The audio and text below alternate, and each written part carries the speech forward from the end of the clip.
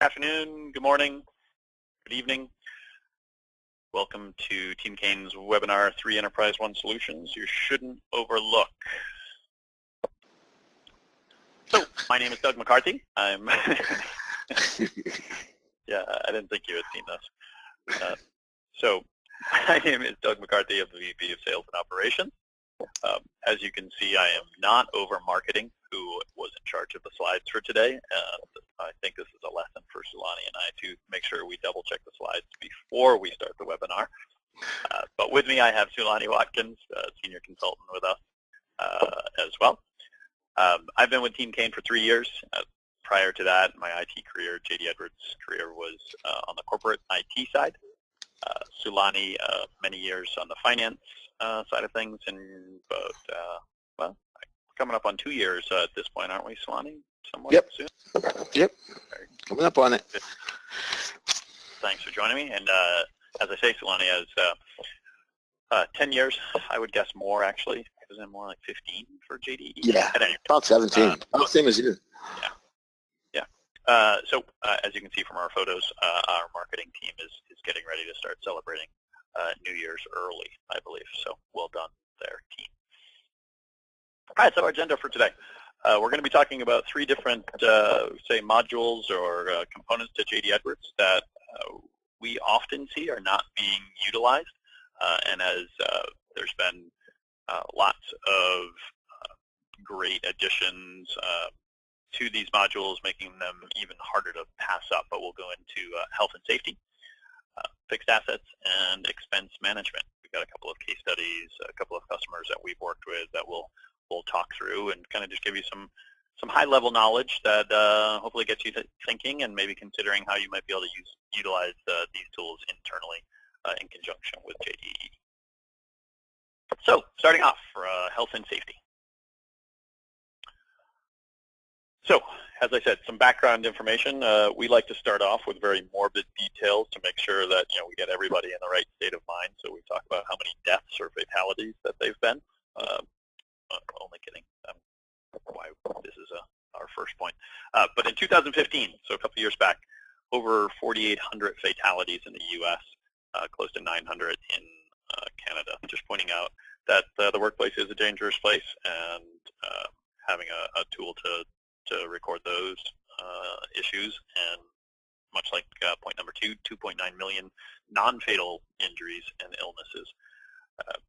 Big numbers, and being able to track those can be a huge workload for enterprises in North America. The third point, $62 billion in direct U.S. workers' compensation costs. Again, big numbers, more than $1 billion per week spent by businesses on these injuries. So that's just on the health and safety point. We know that all of those pieces, they lead to lost time. People aren't in the office, they're not out on the job. It's going to be lost productivity. And what does that do for your customer? Well, it delays them being able to get what they're asking for. So therefore, you can incur lawsuits if you're not meeting your SLAs. Of course, there's the medical side of things for lawsuits there as well for the injured parties if there's any reason for them to be coming back at the employer. And then just a bad reputation and employer intention. If you're not reacting and tracking those type of situations and instances well, and therefore not being aware to be able to fix them, then that's going to be a very fast slope that you're sliding down. So how does health and safety work? What's the main process on how that needs to be tracked? Well, the first thing that happens once an incident occurs is that you need to be able to be notified of that. In health and safety in JD Edwards, again, lots of enhancements. All of this can be handled within JD Edwards, utilizing all the different components, but we'll talk about that a little bit more in more detail down the road. So once you're notified, you need to be able to investigate that. And as part of that investigation, you're going to need to track the details, get those into a system so that when you eventually have the inquiry or people are looking into that. You have those details easily found, searchable, and relating back to that original incident. And then, of course, getting reporting out of that. And that's one of the key components starting in 2018. Actually, there may be even some dates in 2017. We'll go through that as well. But laws are changing on how things need to be reported and when. So one of the key factors, and of course, JD Edwards, ERP, it's all about how you can interface that with the different aspects of what you have in JD. So address book, payroll, of course, are big ones. You've got all your employee information in there. Maybe that's in your HCM module. But also you can feed that directly to payroll. So if someone is off the job or they're on disability, boom, you don't have to have manual steps in place to be able to get that information to flow. Also, if there's equipment that is part of that incident that is no longer in service, again, automatic feed to capital asset management or any of those pieces as well. Accounting piece, inventory, all of that is tied right in. So what do we get from EnterpriseOne? Advantages, well, incident prevention. One, Sulani, what's the saying about an ounce of prevention? Or something along those lines? Are you helping me out there? Yeah. An ounce of prevention. No, seriously, what's the saying? Do you remember? No, I don't remember. You blew my mind. All right. I know what you're talking about, though. 300 people that are listening are like, how do those guys not know what that is? Sorry. Just making sure you're all awake out there. So we've got the prevention from being able to track, being made aware, that whole notify aspect of it. If you're aware of it, then you can fix it, you can make changes, and then therefore you can prevent it. Again, third piece, the government reporting, that's usually a big component of why companies are making changes and are looking for an easier way, a better way to track their issues so that they can report them back. Incident management, what you, out of the box, what, when, who, where, in the master program, like we mentioned, not only do you have the incident details, but then you can have the follow-up tasks associated right there in that incident. Maybe a machine needs to be fixed, testing needs to happen more often, inspections, anything along those lines. You can assign those tasks to individual people, again, relating back to the address book. Email notification, we know that's a big thing in some of the newer, one of the newer aspects in EnterpriseOne 9.2, in all sorts of different notification methods that are now possible. And being able to track the costs per incident, that can be really handy, especially if there's a third party, maybe there's a machine manufacturer or a vehicle owner that you need to be able to know, hey, how much did this entire incident cost, so that you can maybe try to get those costs back or whatever you might need to do there. On the other side of things, being able to purge the system. Once you have all the data or the details that you need, or maybe it's 5, 10, however many years that you need to keep data, you do have the ability to purge that as well. And then the record inspection, or record inspections, sorry, so that you have that within the system. Maybe that's part of the tasks, and being able to prevent, or on the preventative side, being able to go back and look at when things were inspected. And on the incident side, having that detailed incident report available. So I mentioned that there are some changes. This is just some of the reports that are easily generated. We'll talk about the dates that some of these are going to be required moving forward, but out of JDE, the format, it's ready. You put the data in, the report's going to be a click away. So all of these particular forms, 300, 300A, 301, again, out of the box. And one view reporting, there is the 5 options there. Again, with the dashboards, we know one one view reporting is a huge advantage that a lot of the modules in JDE have today, and being able to present that data so that you can visualize, you can see it, so then you can act on it. Again, getting the right information to the right people in a much easier fashion. And then from UX1 roles, we've got the safety manager page. So that's, again, getting the information out there, getting it to the right person in a very easy fashion. You're not having to go in and do custom development or coding or setting up bunches of new roles. It's all there for you to be able to drive towards that continual safety improvement piece. So I'd mentioned we've got a couple of case studies along the way for some of these. Our latest customer that we worked with, facility service company on the east coast of the U.S. is where they're based, but operate around the world. So, excuse me, they needed to handle all of their multiple incidents around the world, and not just out on the job, that type of thing, but illnesses, the property and equipment. They needed a big piece around the environmental impacts if that were ever a case where maybe a fuel spill or something along those lines. They needed a better way to handle all of that information around those incidents. So they needed to record potential incidents. It's not just, hey, someone got hurt, but maybe there was a near miss, someone on the side of a highway, something along those lines, or someone observes something that needs to be tracked. That's that preventative piece. If you have an easy way for employees to submit that type of information, it's amazing what type of data and information you can get and be able to act off of that. So tie that into the automatic notifications, the costs, and the follow-ups, and reporting for all the roles. Sometimes people don't think about that you need it from all of the different perspectives. So again, all of that you're going to get. And then boom, the regulatory reports for OSHA and BLS out of the box, or being able to easily produce those.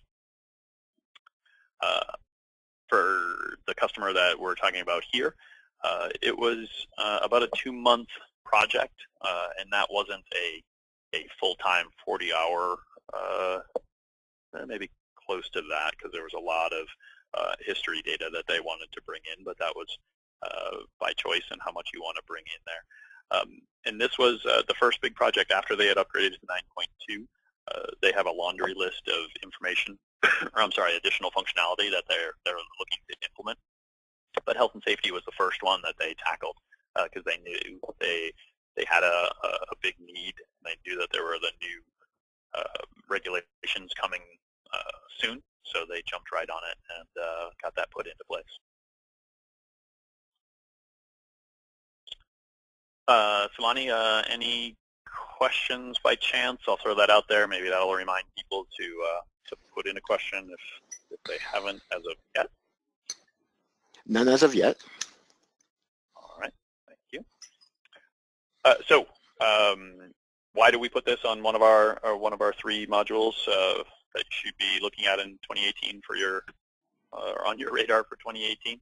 Well, if you went back and you looked at all of the lost work days, well, first, if you had the ability to go back and look at all of the lost work days, restricted work, just the pure number of incidents that might have happened within your enterprise, it might be overwhelming, and being able to track that and have the ability to get the visibility and make changes to prevent those could be a very easy ROI for you. But if you already have a tool in-house that you can easily set up and maintain to get the necessary reports, again, easy win.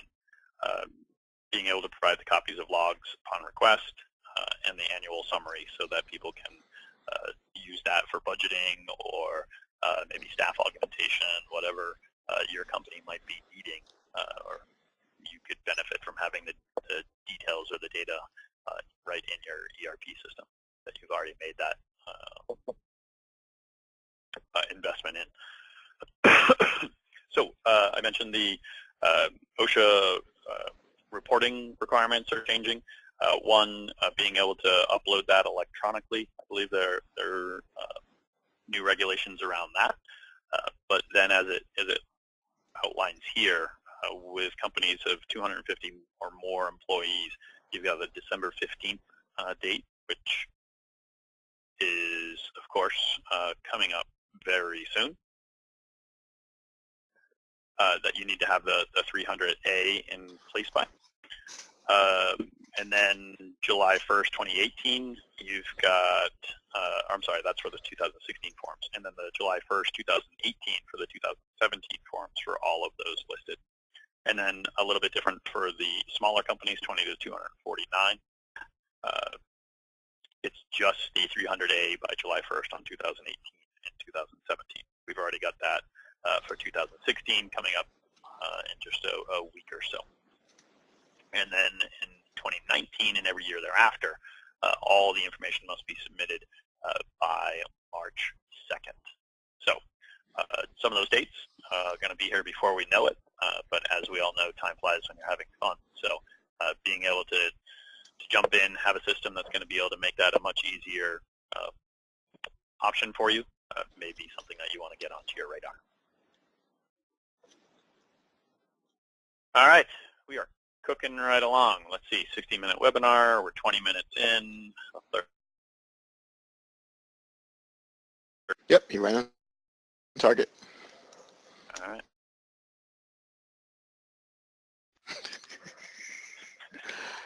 Maybe that was the December 15th date reference. All right, fixed assets. This is probably in my 17-year JDE career, the one that I always wondered why people don't utilize J.D. Edwards fixed assets. Again, there's been updates, there's been changes, which can certainly make that an easier choice. In all openness, sometimes when you have gone down the path of having a tool outside of J.D. Edwards, maybe you have different functionality, you've got history, you've set up your rules, your depreciation methods, whatever it might be, so that they fit into whatever product that is. And when you go to bring that back into J.D. Edwards, it may be not as easy as copy and paste. There may be some pieces that need to get manipulated, but from the cost savings, well, we'll go through the slides, but lots of benefits, and once you make that happen. So. Why put it in EnterpriseOne? Well, it allows for the maintenance of asset details and depreciation. All that information right from J.D. Edwards. It's directly integrated right with the GL.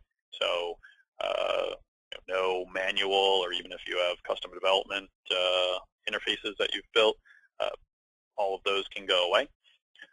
And the accurate piece, hey, once the system of record, one source of truth, but for the accurate depreciation information, all those calculations, it happens in real time. Maybe you make that part of your month-end process, or however that works at your individual company. And then the standard reports that are all already there in E1 for you.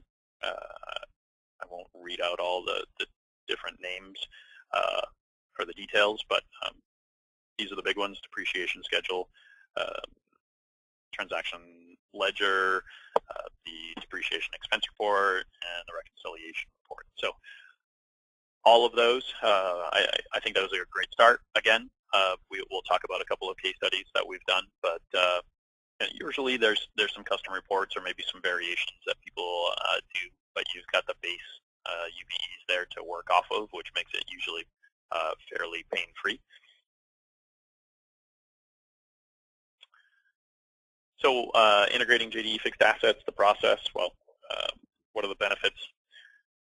If you are already a JDE customer and you're wrapping this in, as opposed to you're choosing, hey, are we going to go to a third party, or are we going to put it in JD Edwards? Well, if you use JD Edwards, there's no learning curve for a new tool. They already know how the system works. So that's one step eliminated. You don't have to enter the data into two different systems. We've talked about that interface back to the GL. That's going to have to happen at some point. So putting it directly in there, you're good to go. All of your master data residing in one place. If we talked about data governance, having all your system of record, or your one system true source, that's always a best practice. Built-in AP awareness, so on paying anything out, you've got it there. The automatic calculations, visibility and reporting, we've talked about those, and the true integrity reporting within GL. So all great benefits to consider. So Hamilton Telecommunications, one of our favorite customers. Solana, you've done a lot of work with them. And please jump in wherever you would like to add in. But Hamilton actually are in the midst of going to 9.2 from 9.1. But in between those two upgrades, they decided to kick off a fixed asset implementation coming off of another third-party solution. And interestingly, they had tried to kick this project off a couple of times in the past, but due to resource allocation, internal, etc., those projects got stalled and never came to completion. So we decided to give it a go, and I believe we are fully live at this point, Solani? Yeah, Maybe we just went live. Great.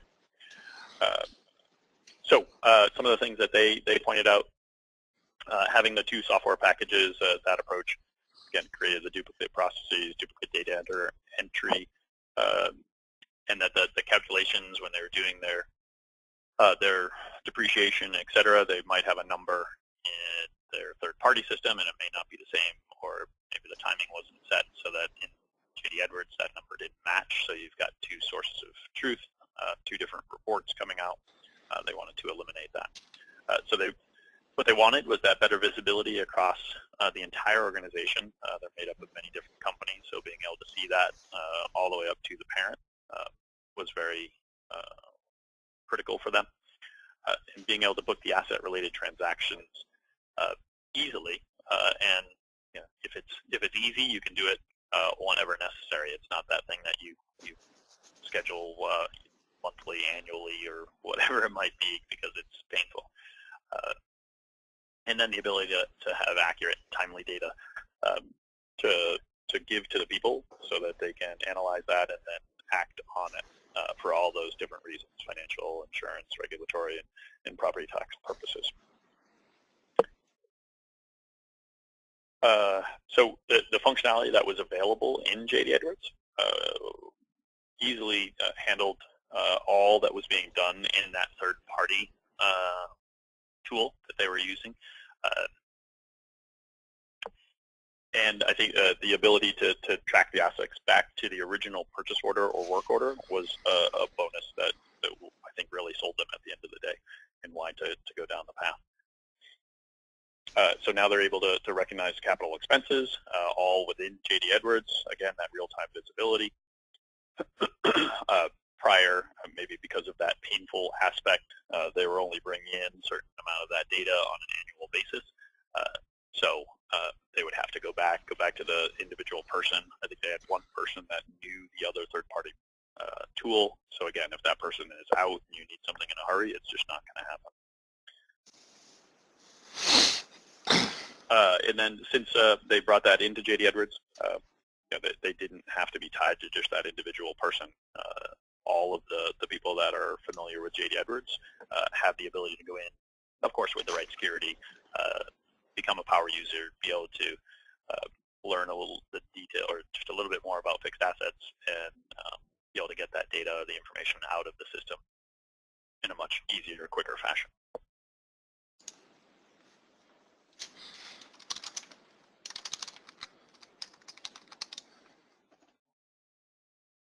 All right. Solani, should we stop for a question or move on to the next one? 1 second, I'm reading something right now. All right. Okay, well, I think this is, that. yeah, go on to the next one. I think this is a behind-the-scenes question, and I will answer it. Okay, great. All right, so another group here in Connecticut of the U.S. actually, XSE Group. They were tracking their assets, including the tax ledgers outside of JD Edwards, which was a little bit interesting. Just like we hear often, that duplicate tracking and entry of the data, reduce visibility of that information, and then creating lower efficiency in being able to get that information out, to be able to track it. Again, that whole act to analyze component that we hear from what we're getting moving forward out of JD Edwards. So the implementation in EnterpriseOne, they went ahead and converted about 600 assets, 10 legal entities with multiple tax ledgers. Not huge numbers. We've definitely seen a bigger implementation, but enough that it wasn't an hour task. But now they have all that data in JDE, and they've got the benefits of that single source of truth for all of the FAA components, depreciation, amortization, the expenses, reporting, etc. And then, I mean, good for them, and this is always our goal, that if we think, or if you could do that on your own, fantastic. They came back to us a couple of times for maybe just a little spot consulting, we'll say, a question here, a question there, but the majority of that project, they definitely did on their own. So it's more of a bandwidth issue, typically, for people implementing fixed assets than a skill set component. Sulani, anything to add on the fixed assets? Yeah, I agree with that. And I was just thinking about going back to wait, we're talking about fixed assets. I thought you had moved on to the next one. But yeah, I think with fixed assets, I think that what happens is it's easier to, it is perceived to be easier to set up a third party, but then over time you find that you've lost a lot of the benefits that you named earlier, like the integration between the other modules. And so from my experience, the projects typically come where, hey, now we need to sort of bring these calculations in, see real-time information, and that's kind of where, and then also the perceived, the sunk cost of having a third-party tool, whereas, we can now customize things. JD Edwards also allows you to customize your depreciation methods as well if something out of the box is not there. So there's those benefits as well. All right, fantastic. Good points. All right. Why should fixed assets be on your 2018 radar? Well, for all the things that we talked about, if those were ringing a bell for you, the limited capabilities, flexibility, double entry, all of those things, well, then it's an easy thing just to at least put on there to consider and see if it makes sense for you. But if you are going down that path and reasons to put on that pro side, seamless integration of the fixed assets information to the financial modules, that's going to make your data more accurate, more available, more up to date. So it's kind of the trifecta of goodness right there. Reduction of Excel spreadsheets, nothing against Microsoft, but sometimes auditors don't like to have your financial information being based off data in a spreadsheet. Or it's, again, once you have it in the spreadsheet, someone changes it here or changes it there, now you've got 8 different versions of the same spreadsheet. It can be problematic. If you've got it in the system, you can standardize the processes, the format of the data, notifications based on that, all of that information standardized on a best practice. That learning curve and having to be able to manipulate the application, if it's in JDE, again, everybody's already familiar with it, makes it an easy transition from the end user perspective. And then that third party isn't free, most likely, even if it is a low cost. There is the cost, maybe a maintenance. You've got to have staff that have the knowledge to run it, etc. So lots of cost reduction opportunities. All right. Ready to move on to expense management, Sulani? Ready? All right. Here we go. I'll assume that there were no additional questions at this point. No, we're good. Okay. The only big question that I have is if there's going to be any more pictures of us as we get towards the end of the webinar. All right, expense management in EnterpriseOne. And this is one I remember my first JD Edwards implementation probably back in 2099, maybe somewhere in that range. We looked at it, but the functionality just wasn't there. This was early, what would that be, XE days maybe, something along those lines, and it was clunky, wasn't there. Over the years, definitely lots of improvements. I'm not as much of a world guy, but even I know there's been lots of updates and additions on the world side as well. But definitely from an E1 perspective.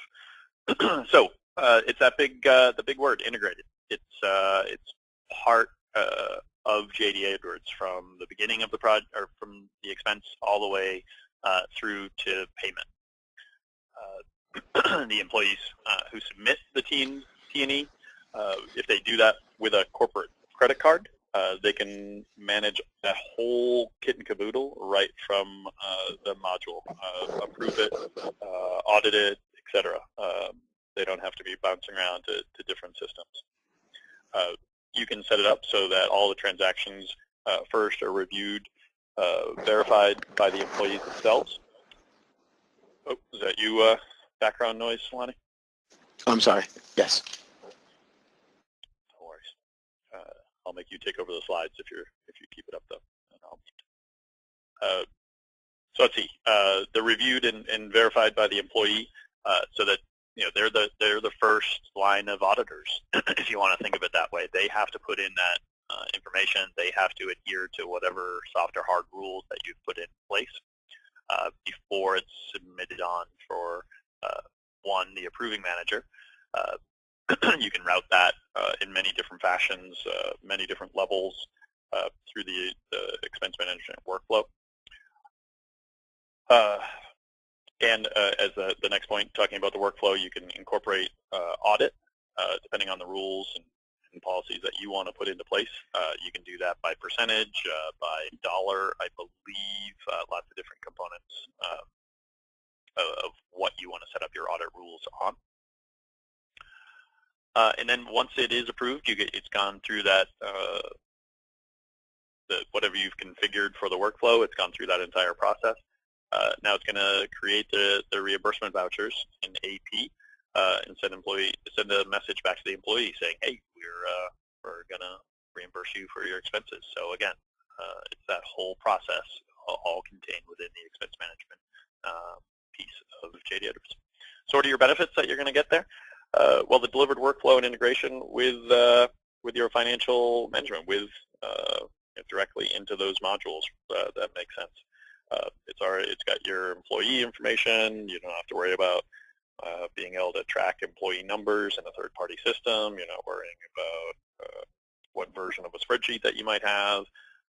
So you've got the visibility and reporting. You can easily go in if you're maybe doing a lot of travel. It's easy to go in and look at what hotels are being used, how much is being spent on a particular piece. A lot of times, once people do go to that fully integrated expense management, they find a lot of interesting things, like how much is being expensed for phones or for maybe other IT equipment that isn't going through your normal corporate channels. So you've got the automated features so that you can streamline your entire process while increasing your controls. Usually that doesn't happen in the same phase or same sentence either. If you're streamlining your process, then you're losing control, but definitely not in this case. You can set, hey, you can only fly coach, you can only expense this much. All of those types of controls are easily configurable. You can, so if your current process of manually creating spreadsheets of credit card data be replaced by an automatic data feed that will, again, flow right through to AP. Minimal administration of the data, so we know that that translates to less errors, tighter control, quicker processes. Again, trifecta of goodness. That's my saying for the day, Solani, trifecta of goodness. And then increased control, that's going to help prevent the errors, just like I was just talking about. And at the end of the day, being on the employee end of that as well, being able to get paid quicker without any need for back and forth typically of, hey, why'd you put this in, or hey, why is that in this line on your spreadsheet? You know, it forces everyone to be on the same page. It can eliminate a lot of that need for going back and forth and delays to the process. So different components of expense management. Well, there's the expense entry application. That's where you're going to put it in. You're going to modify it if you need to, review and submit the reports by the employees. It's also used by the managers to approve the expense report for the people that are they're responsible for in the workflow. Then you've got the auditor's workbench. Self-explanatory. That's where they're going in. They're doing the audit, verifying receipts, and then they can reset the status of an expense report. Maybe an individual item didn't have a receipt, or maybe it didn't match, or whatever the case is. They can send that back to the person that entered it, or that's the owner, so that they can fix those issues. And then there's the huge component from a mobile application. One, you can enter an expense report from the mobile app, which I think one of the best aspects is being able to go ahead and take a picture of that receipt right there when you're doing it. Boom, you don't have to have the hard copy. You're good to go at that point. You could makes it really easy to take a picture, put in the right information, and submit it. You're done. And then on the approval side of that, you also have the ability to do that from the mobile application. So you can look at all the details. You can look at the photos that people have uploaded of the receipt, or whatever else, whatever other document might be involved there, and approve it and reject it on the go. So you're traveling, you're out of the office a lot, or you have remote employees, whatever the case may be. That's a huge advantage in being able to do that on the fly. So back to XSE, company here in Connecticut that has gone down this process. They were very manual in how they did it with spreadsheets. They used an external document management workflow. So that's fantastic. As long as that, it's extra work if your workflow is different for different types of documents. Maybe you have something in place for reviews, but maybe it's a different workflow for approving expense reports or something along those lines. So that's all just data that you're going to have to manage in that third-party system, or if it's done manually, perhaps. So outside of JDE, they were outside of JDE independent on the info being manually entered and routed across all the different components, AP to the cardholder, and then the approver, and then routed to finance to continue. And then from the finance side, their expense reports were posted like invoices in AP. So again, that's a whole other side shoot of tasks that need to get done. Maybe delaying the process if you're waiting for particular check runs or along those lines, increasing the workload there for the AP staff. It was complex, it was time consuming, lacked visibility for why things might be in a particular state. The integrated approach meant that they could all be done in E1. They could use the routing within JDE, all of the information that they have there from the supervisor chain, and that they switched it so that they created the payables all within the system. So definite benefit there, and the automated workflow helped with the visibility and reporting. So why should you put that on your radar? Well, this is an interesting one, this top point. I want to read the whole thing, but as much as 9.7 billion with a B, unclaimed expenses. So that's we as the workers are failing to get the money that we're owed. And again, as it goes on, you first think is, well, companies are benefiting from that and that they're not having to pay out those expenses. But when all of a sudden, 3 months later, the employee realizes that they forgot to put in that $200, whatever it might be, and now they've passed that time and they're not going to be able to get it reimbursed. That's gonna create resentment. That's gonna make for unhappy staff, and we know, unhappy staff are not productive staff, and retaining employees is one of the hardest and most important thing to do for companies these days, where it's very expensive to get people trained back up. So big number, 9.7 billion. From the control aspect, being able to put in those specific rules, that's huge.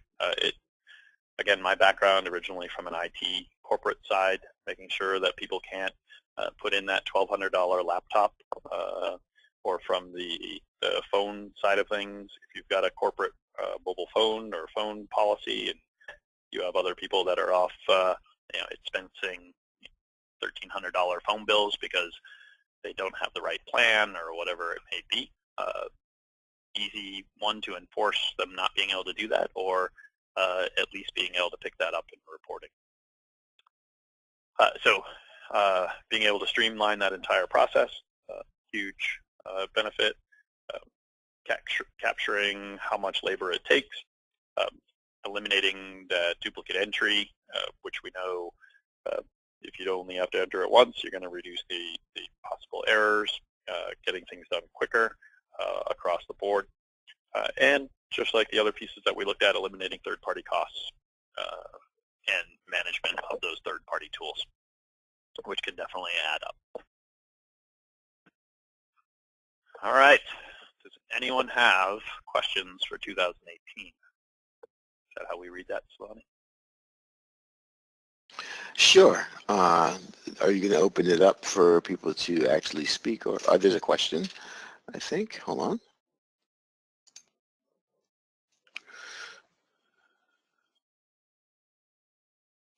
So for anyone that hasn't put in a question as of yet, please do so. So Doug, the question is coming from Pierre, and he wants to know how long it takes to implement expense management, approximately. Well, that's definitely a depends. It's our favorite answer. If you're going straight out of the box, I would say it's oof. What would you say, Solani? I mean, if you said 6 to 8 weeks, I would be fine. So I would like to say less, but it really depends on how complex your rules are. Right. Right. Exactly. So the complexities around that is the rules that you want to set up. It's definitely a module that can be, I want to say, it's scalable and it can evolve. So with XSC, they wanted to do something very basic, and then over time broaden or make it a little bit more stringent in terms of the rules. I think one of the good things about it is that it forces you to put together a policy if you're coming from a situation where you're doing what they were doing, which is this very ad hoc process.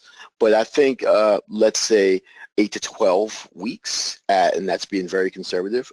Again, I would say it's low-hanging fruit if you have the bandwidth, and you could get it done in 6 to 8. Yeah, if not, even quicker, depending if you've got the internal resources and it's you right. can fully dedicate the right people. It could be even quicker than that. But there are some complexities. Like, I mean, it depends on how many payment instruments you use. Like if you're using credit cards, is it that piece that needs to be sort of, there's always that back and forth with the bank. But if it's just a straight AP or payroll, I think it could be done in like 2 months. Cool. I won't argue with you. You're the expert. Anything else? I don't see any other questions. Just a quick point about who we are. Team Kane, again, we've been in business as helping JD Edwards customers since 1995, primarily consulting on upgrades, migrations, training, rollout of new modules, etc. We do quite a bit with BI Publisher these days. That's one of those people are seeing that it's a tool that can definitely take on their forms management from the free embedded BI Publisher that comes with your JD Edwards license to eliminate third-party tools for your POs, your checks. So we do a lot there. If that's something that you're looking or considering, absolutely reach out to us. We'd love to chat with you about that. And then we also partner with a few different companies where we think that their JD Edwards tool or application is the best of breed. It can really help you improve what you're doing with JD Edwards. Purge it for purging and archiving, ScanMan, AP automation, Pacman and self-server password reset from the more technical side of things for package build automation and keeping those help desk folks happy with not having to reset JDE passwords. Swift test, spreadsheet server, and RF Smart for RF automation for direct integration to JDE. So there's my contact information, and Solani, at least I'm happy to see that it is no longer dog_McCarthy. And Solani's information as well. Feel free to reach out to either of us if you have any questions or on what we've covered today or other things that you might have going on. We've got a few extra minutes in the webinar before we get to the top of the hour, so we'll keep this open and I don't know, maybe talk about New York sports teams or other pieces to see if anyone has any other questions. But if not, have a fantastic rest of the day. We always appreciate people joining us. We know taking an hour out of your day is not always easy. We would really appreciate it if you took that extra few minutes to fill out the survey when you go ahead and exit. Help us for the next time. We look forward to seeing you on the next JDE webinar.